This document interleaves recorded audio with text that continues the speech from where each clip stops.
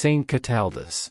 Among the scattered biographies of our Irish saints there are few that claim a deeper interest, or present a more fascinating or instructive chain of incidents than the life tale of Saint Cataldus.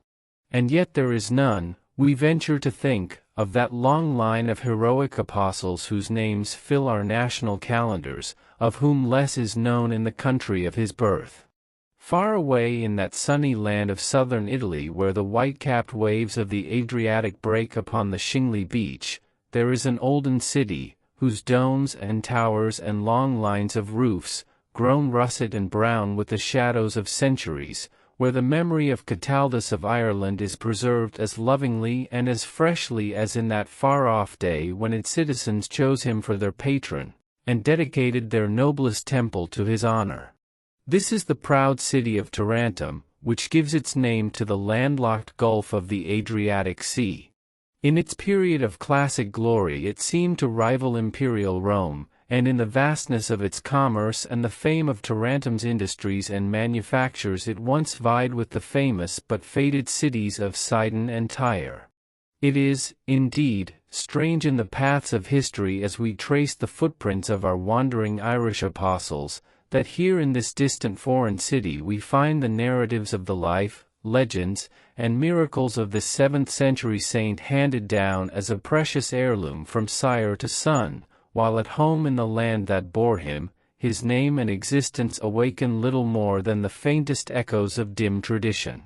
As our story is unfolded, this reflection, regretful thought as we may call it, cannot fail to suggest itself to our Irish readers as it does to us. Cataldus, or Cathal, as he is styled in the terse records of our Irish manuscripts, was born in the kingdom of Mononia, our present Munster, in the latter part of the 6th century. The learned Franciscan historian, to whose pen and researches Ireland owes so much, fixes his birthplace in the riding of Upper Ormond, North Tipperary. Here there is a townland called Ballycahill, which is identified as the tribal home of his clan, and here we trace one of the faint outlines of his name to which we have just alluded. His father was a minor prince, and Cathal was the eldest and seemingly the only child of his house.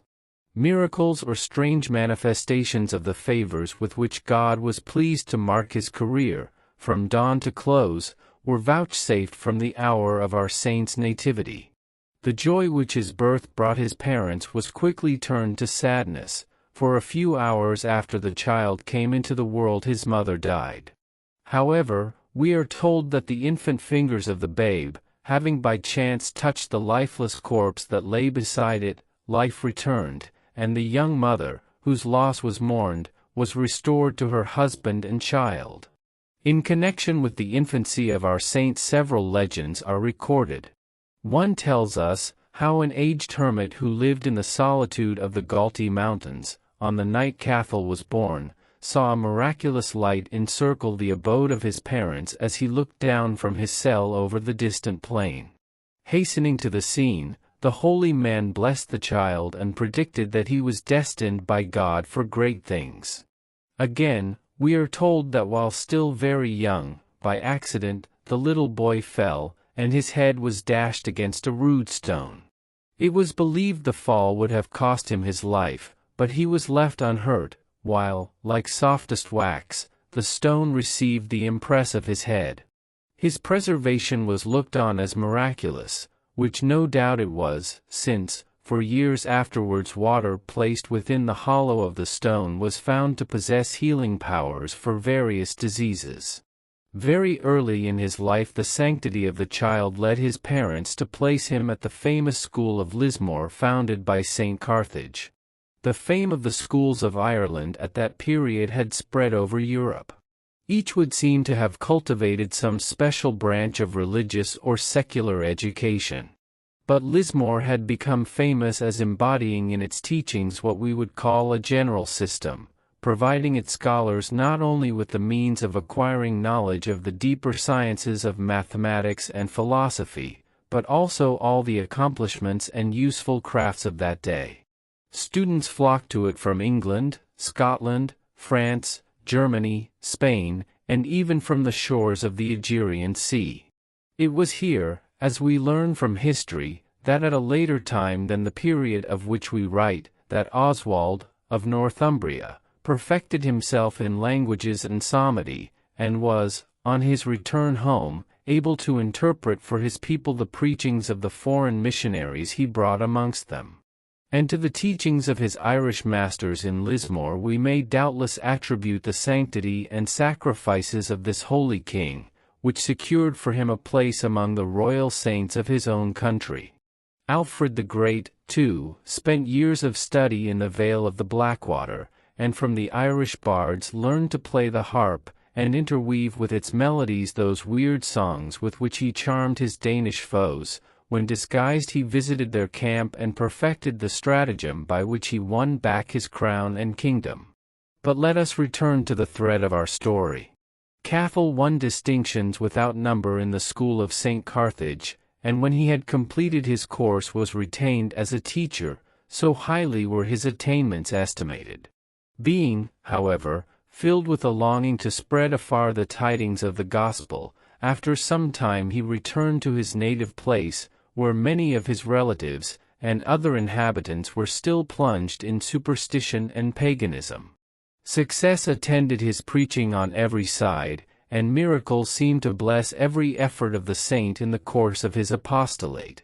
For the conversion of so many souls Cathal was filled with gratitude towards God, to whose mercy he attributed all his powers, and in thanksgiving, we are told, he built a church in Lismore, which he caused to be dedicated to the Mother of God. Cathal, though he taught the divine truths, and had conducted so many into the fold of the true faith, had not yet entered the sacred ministry. He was at this time living in his father's home. The death of both his parents occurring within a brief period, and releasing him, as he felt, from earthly and domestic ties, the holy youth determined on disposing of his patrimony, and carrying out his desire of entering the religious state. His whole life had been a preparation for this step, and very soon the holy order of priesthood was conferred on him. His zeal and reputation for sanctity, together with the wonder-working powers which were accredited to him, brought such crowds around him, and coupled such praises with his name, that in his humility he determined to leave the people among whom he ministered, and who were so devoted to him.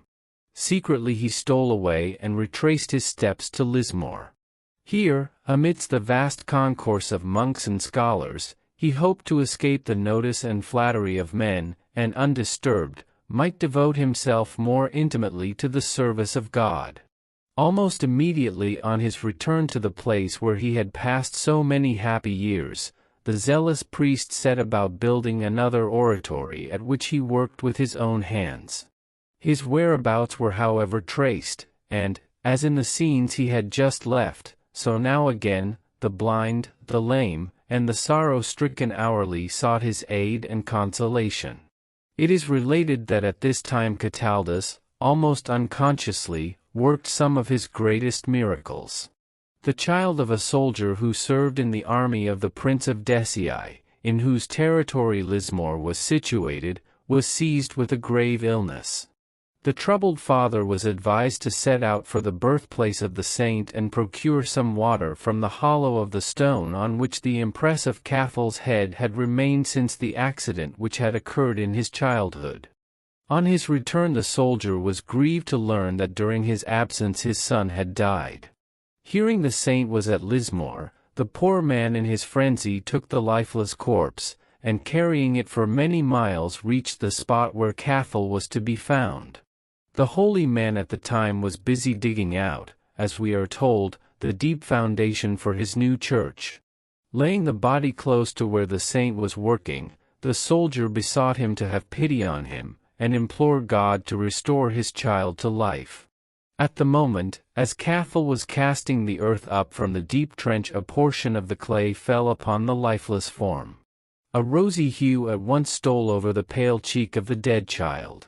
A movement of life returned to the rigid limbs, and, as if awaking from a sleep, the child rose up, and was quickly enfolded in the arms of his father. Rumor, with its myriad tongues, soon bore the tidings of this miracle far over the land. It seemed like a renewal of the gospel wonders wrought by the shores of Galilee. And, like as with his divine master, the blessings which Cataldus brought to others were to be likewise fruitful of persecution to himself. Meltride, the prince of Decii, was still a pagan. Urged on by the representations of his Druid priests, he petitioned the king of Munster, whose vassal he was, to have the saint imprisoned, lest by his magic and seditious language he should mislead his subjects. The wily insinuation had the wished-for result. The old king yielded to the suggestions of Meltride and his wicked advisers, and ordered the holy priest to be arrested and cast into prison. Strange to tell, and as if in punishment of his crime, Meltride died suddenly, and the aged monarch of Munster, like the king in tragedy, could sleep no more.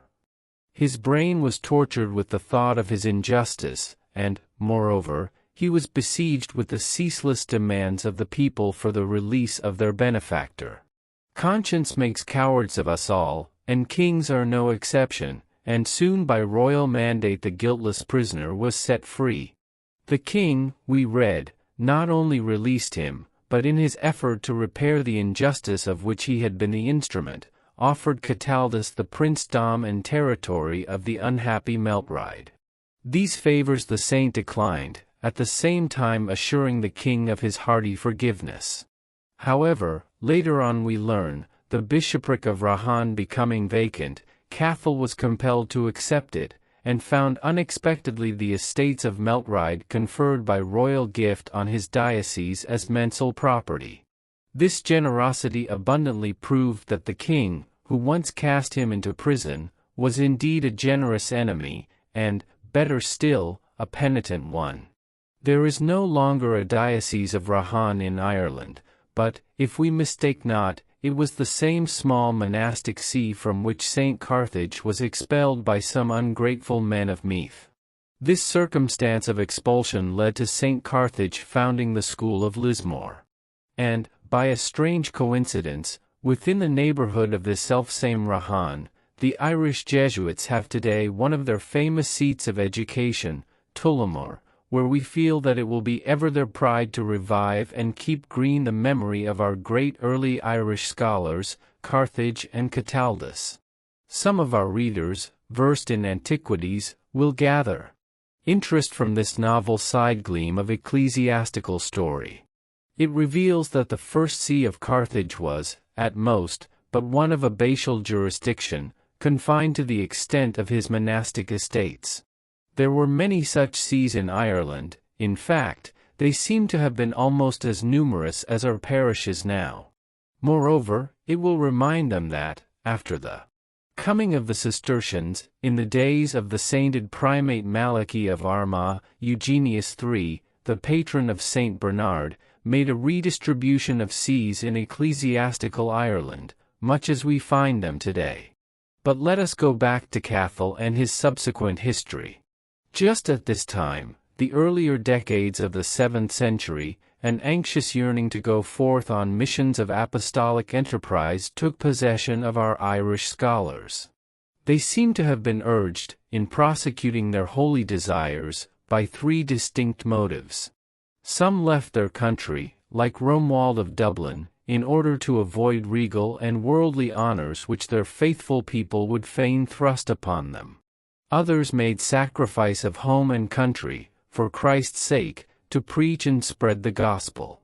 But a still greater number seem to have been actuated by the wish to visit, as pilgrims, places sacred to the birth of Christianity, the Holy Land, the temples, and the tombs of Rome. Cataldus was one of the latter band.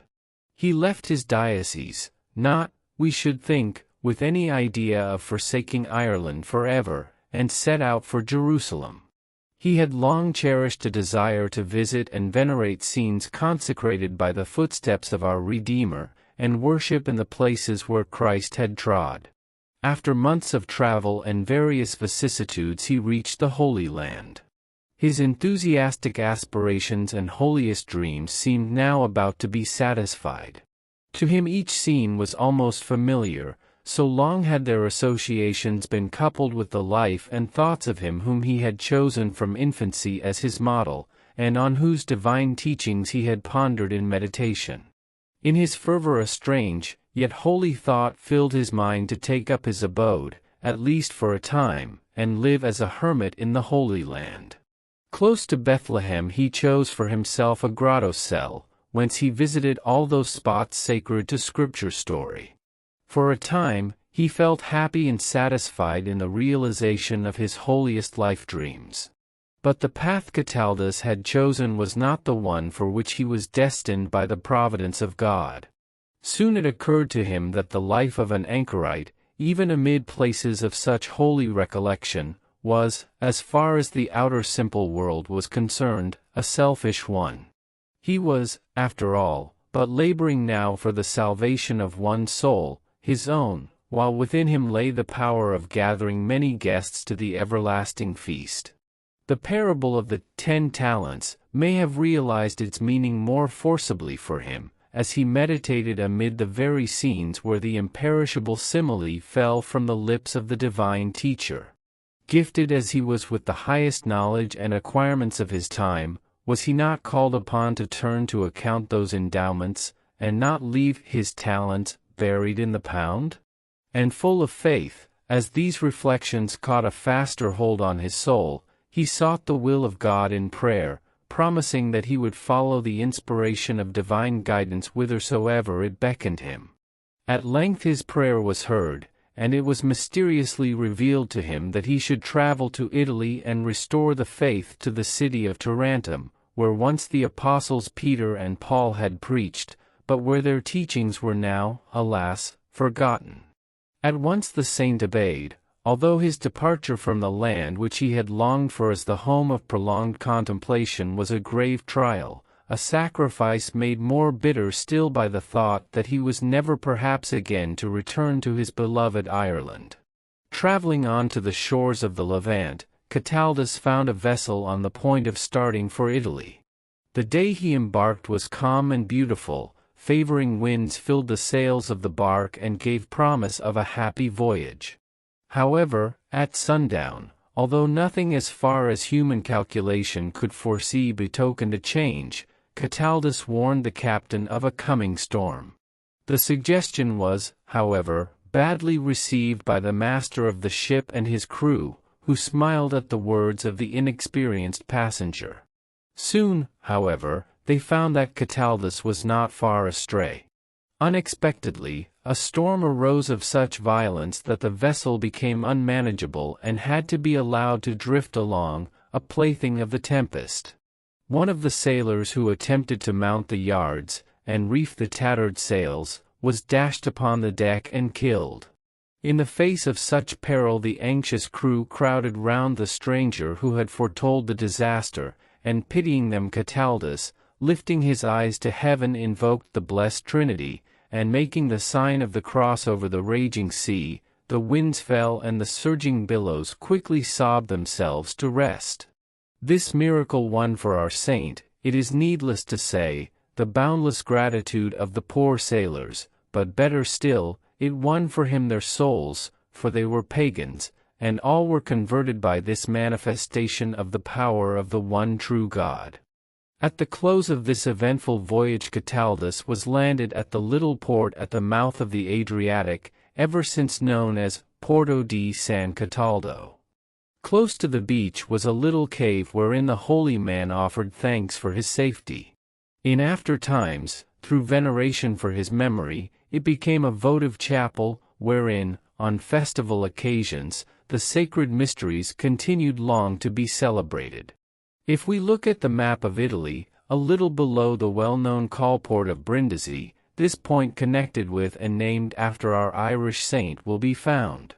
The journey from his landing place to Tarentum was not very far.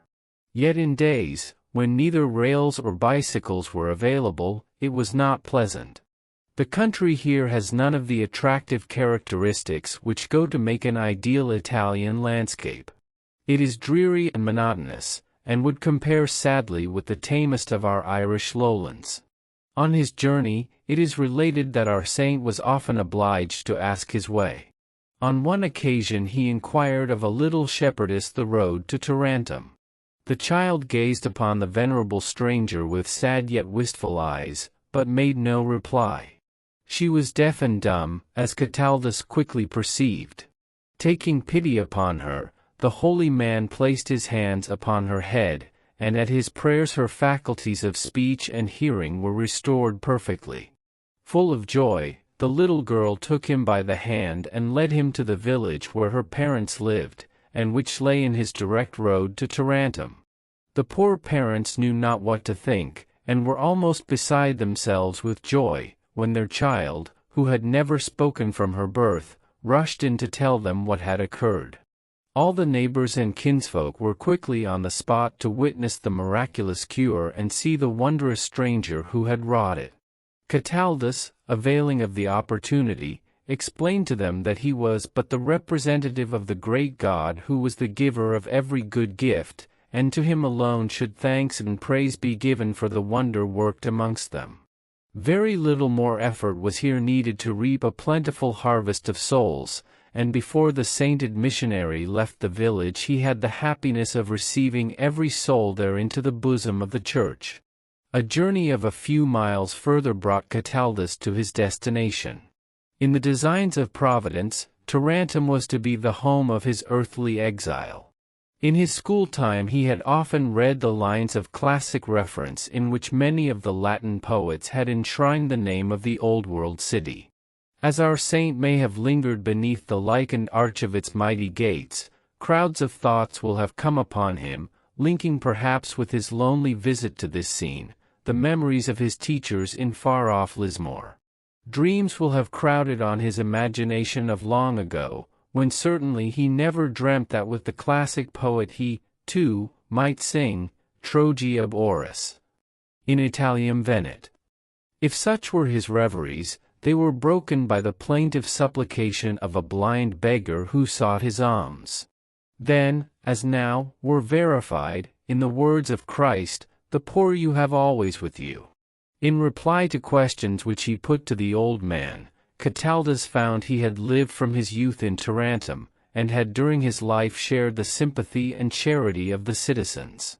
By no other could the story of Tarentum have been better told, and Cataldus was quick to perceive that in his first acquaintance, the blind beggar of the wayside, he found the best introduction to his mission, the conversion of the faithless city. For some days, the saint came to meet his loquacious acquaintance at his accustomed resting place. The mendicant was poor not in wealth only, but in faith, too, for he was a pagan. Cataldus gradually unfolded to him the truths of the gospel, while sympathizing with him in his physical privations and sufferings. He explained to him how much more precious was the light of faith than that eyesight which he had only temporarily lost. How little was the transient light of earth when contrasted with the endless, undimmed brightness of eternity. Needless to observe, the poor beggar was converted, and when Cataldus led him for baptism to a spring close by the gates of Tarentum, as the darkness of his soul passed away, earthly sight was restored to his sightless eyeballs. Tarentum, we may be sure, quickly rang with the news of the blind man's cure. The people ran in crowds to see the wonder-working stranger, and listened with docility to his teachings. In the great squares of the city, and in the busy marts, Cataldus preached daily till he completely won the hearts and wrought the conversion of the whole city. Nor were the blessings of his apostolic zeal confined to Tarentum, for, far beyond its walls the seeds of faith which fell from the words of Cataldus were carried everywhere, to bear an abundant harvest. The old city, though partly fallen from the splendor of pre-Christian times, still held a position of great mercantile importance. The merchants of many nations, east and west, found it a convenient market for exchange. It was noted for the production of certain textures made from the wool of a peculiar kind of sheep which were only to be found on the plains of Calabria. The dyes of Tarentum were still prized in the world of fashion, while the waters of the Adriatic supplied a species of fish from which silk was manufactured, and which rendered the looms of the city famous over the world. The promiscuous gathering of all races, as we may say, afforded our apostle a splendid field for his missionary zeal.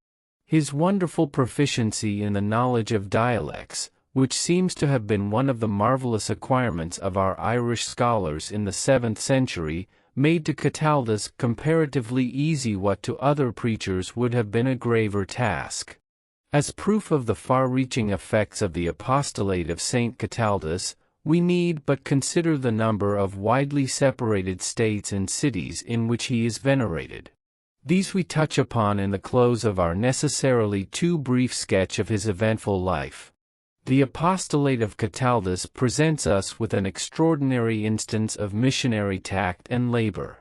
The faith planted in Tarentum by the first apostles can hardly have been said to have wholly died out. But perhaps a worse fate had befallen it, in its having degenerated and become incorporated in course of years with the superstition and errors of paganism into which the inhabitants had gradually relapsed. To unweave this tangled web was the difficulty.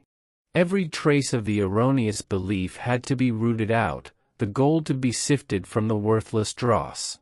To this end Cataldus firstly sought the ear of the educated classes, knowing well that, if example were given by those in high places, half his conquest would be achieved. His method proved successful beyond all he could have hoped for. But, in addition to his ingenious zeal, we cannot help thinking that this Irish saint was more specially favored by heaven than were many others of our apostles. Miracles seemed to shower on his footsteps, and even forestall his every undertaking. It will strike many a devout reader of the saint's life as he contemplates this phase of his life, that somehow the great secret, or mainspring of his apostolic success, may likely have been his devotion to the great Mother of God. With his own hands he built 2 shrines to her honor by the banks of the Blackwater.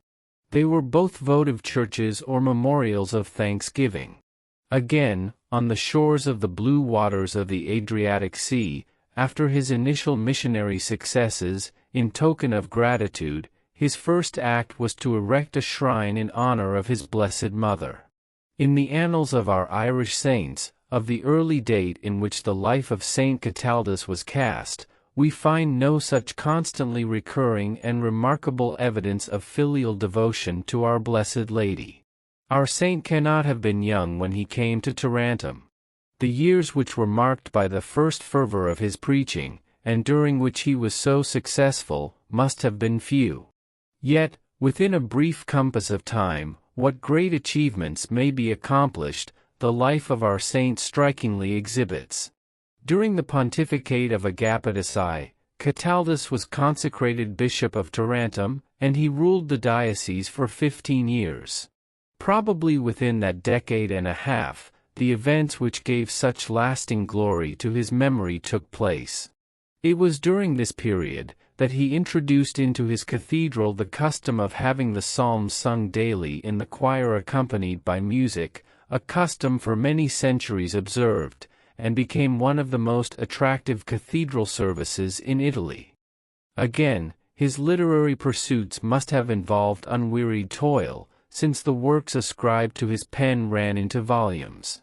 His most famous works were Homilies for the People, a Book of Prophecies, and a Treatise on Visions. The immediate province over which his episcopal jurisdiction extended shows, even in our own day, how deeply his teachings struck root in its soil.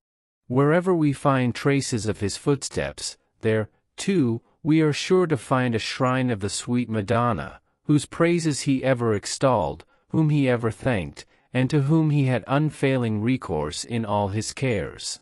The last years of Saint Cataldus, in the details of their holiness, furnish an epitome of the blessings which God sheds so often over the closing days of his elect.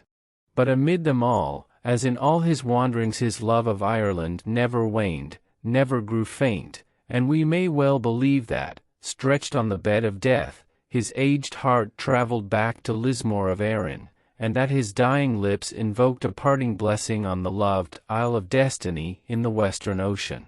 As the springtide sun slowly sank from the cloudless sky into the bluer depths of the Adriatic Sea, and while that prayer for Ireland trembled on the lips, Cathal of Lismore gave his soul to God on the 8th day of March, A.D.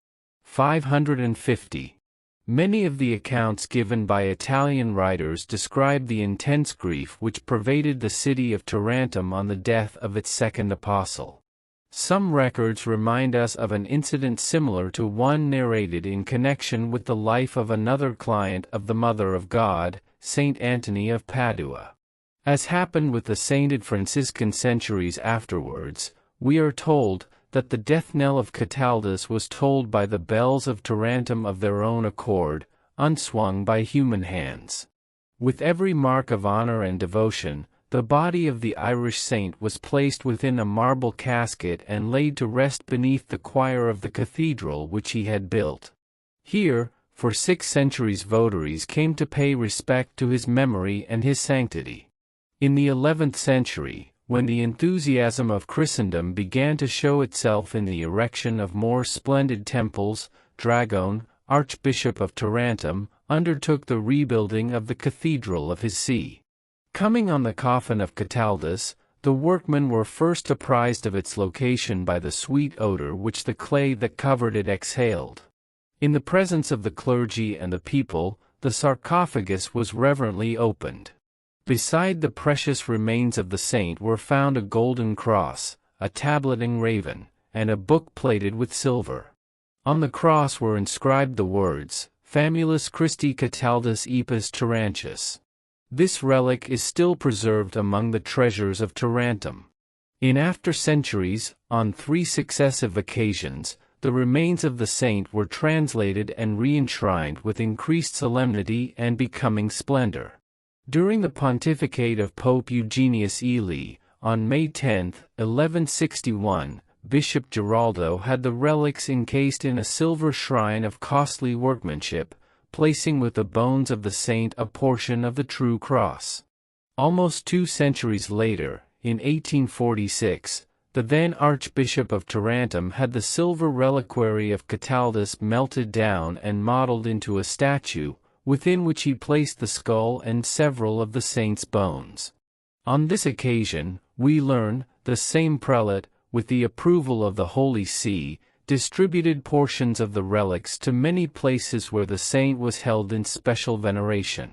Amongst them we reckon chiefly Rome, Sicily, Venice, and some cathedrals of France. The statue represented Cataldus clad in pontifical vestments, bearing in his left hand a crozier, while his right hand was outstretched as if imparting a benediction. On certain feasts the statue was washed, the water used being afterwards distributed among the faithful. It was treasured by votaries of the saint as fruitful of wonderful cures. On May 9, the anniversary vigil of the 3rd translation of the relics, this statue is borne through the streets of Tarentum in solemn procession, in which celebration the citizens and peasantry of the surrounding districts take part in immense crowds. In seasons of drought, when oftentimes the vineyards and crops of Calabria are threatened with ruin, we are told that the presence of this venerated statue, carried over the parched plains, is often followed by beneficent falls of rain, which avert the dreaded loss. The magnificent chapel, at the gospel side of the altar in the Cathedral of Tarentum, was erected in the 17th century by the Prince Bishop, Thomas Caracciolo. It was designed after the Pantheon in Rome, and subsequently enriched with the richest mosaics and marbles, carved with choicest architectural skill. The shrine of the statue of the saint is one of the finest specimens of the Rococo style to be found in any monument in Italy. So late as 1892, the Archbishop of Tarentum had the figure of the saint, to which so much veneration is attached, still further adorned, and at considerable expense. And so it is, as we gather from these details, devotion to the Irish apostle of the Adriatic city not only lived, but has grown warmer in the hearts of his adopted children, as each successive age rolls on. The miracles which, like beams of heavenly light, gleamed through the pages of his life, never ceased in the land he blessed and sanctified. And this, although well nigh 14.5 centuries have passed since, footsore and weary, he asked his way from the little dumb shepherdess, and restored sight to the blind man at the gate of Tarentum. We have alluded to the places, far from the scenes of his labors, to which the faith which Cataldus preached in the crowded marts of Tarentum was carried by his hearers. In the Italian cities of Naples, Corrado, Lecce, Catanello, Padignano, and numberless sister towns, churches and shrines have been raised to his honor. At Rimini, where St. Antony once preached from the sands to the fishes of the sea, the parochial church is dedicated to our Irish saint. In Viterbo, of apostolic fame, again Cataldus is highly venerated. Far from the confines of Italy, in the French city of Sens, whither the craft of the silk-weaver was brought by the traders of Tarentum, the parish church claims our saint as its patron. Many towns over the southern continent bear his name, and it is also perpetuated in a well-known spot in the island of Malta. In connection with our story, many of us will have shared, at least in spirit, a few months since, in the ceremonies which took place in the churches of the Irish Jesuits in celebrating the beatification of the latest saint added to the catalogue of the sainted sons of Saint Ignatius, blessed Bernardino. He was, as we may remember, the apostle of Lecce in Italy. In that time-honored city the most venerable shrine of the many shrines of Cataldus stands in the midst of the Campo Santo, or cemetery outside the walls. It was erected in 1181 by the pious Count Tancred of Lecce. Here during the 40 years of his apostolate Riolino, no doubt, often prayed, and poured out his soul in supplication to that august queen, that sweet Madonna, whose praises and whose glory Cataldus bore from the valley of our Irish Blackwater to the shores of the Adriatic Sea. Our pen is stealing on, and it threatens to glide beyond the limits of our task. The story of Cataldus will, we trust, be a welcome guest amongst our Irish readers. They will, we hope, agree with us that it is one of the most fascinating memoirs of our saints. May it also be fruitful of reflection and instruction. Perhaps it may suggest to some who are blessed with fortune or endowed with education and accomplishments to follow, even in a remote way, in the footsteps of our great saint, and not allow their talents, which must be accounted for, to lie buried in the field. May it also inspire many of the young Levites of our seminaries with an ardent vocation to spread the faith in foreign lands. May the bright example of Cataldus of Lismore teach them to trample underfoot all temptations to ungenerous and inordinate love of home and kindred, and urge them to cross land and sea, leaving behind them forever, like Cataldus, the land they love above all things after God, to bring the gospel and cross of Christ to souls seated in the darkness of heresy and paganism. But we will pray too, that like Cataldus, on foreign shores, they may never, never, never forget dear old Ireland, God's chosen island of apostles, saints and scholars. Prayer. O blessed Cataldus! Kindle more brightly than ever in the hearts of holy Erin's youths and maidens, the flame of vocation for foreign missions. Teach them to brave the pangs of separation from home and kindred, and to encounter every privation and death itself, if needs be, to spread the name and knowledge of Christ crucified,